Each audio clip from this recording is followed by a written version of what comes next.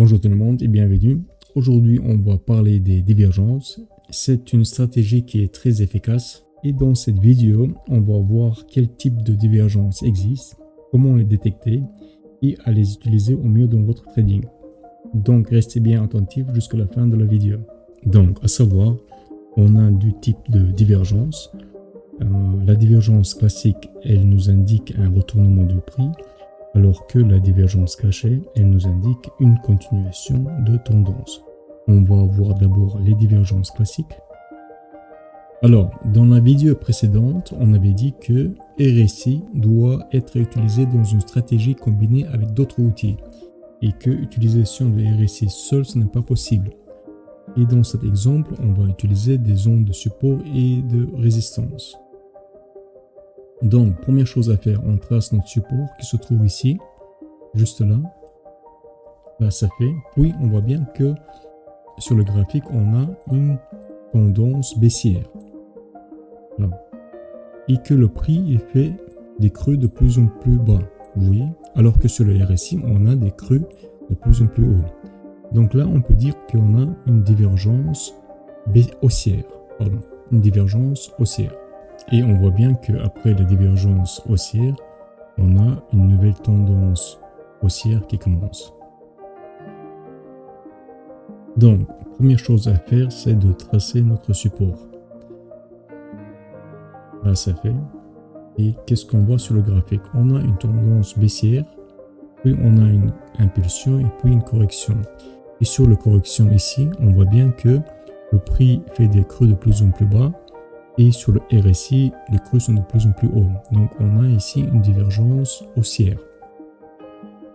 Et on voit bien qu'après cette divergence haussière, on a une tendance haussière qui commence.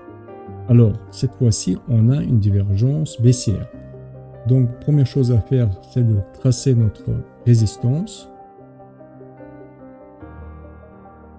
Donc, qu'est-ce qu'on a sur le graphique? On a une impulsion, puis une correction.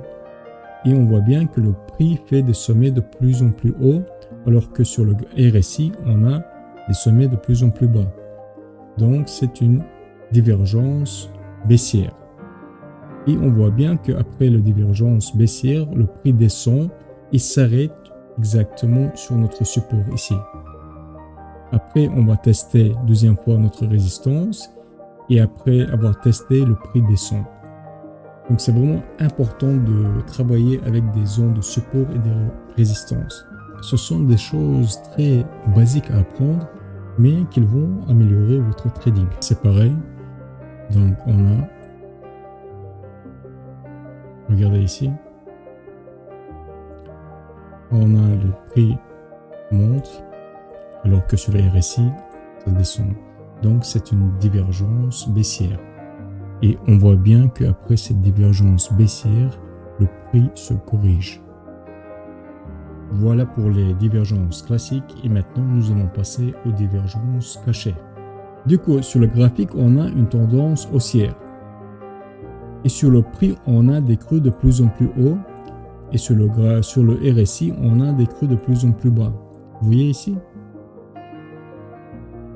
Donc, on a une divergence cachée haussière. Et ça nous indique une continuation de la tendance haussière. Donc, pareil ici, on a une tendance haussière. On a un creux de plus en plus haut. Et sur le RSI, on a des creux de plus en plus bas. Donc, ce qui nous donne, regardez ici, ça nous indique une continuation de la tendance haussière.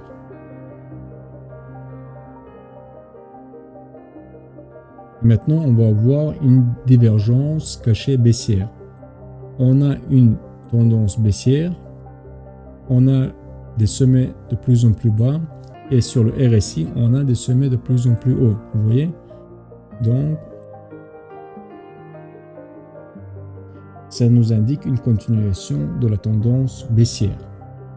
Encore une fois, on a une tendance baissière, on a ici des sommets de plus en plus bas et sur le RSI on a des sommets de plus en plus hauts. Donc ça nous fait, regardez ici, ce qui nous indique une continuation de la tendance baissière.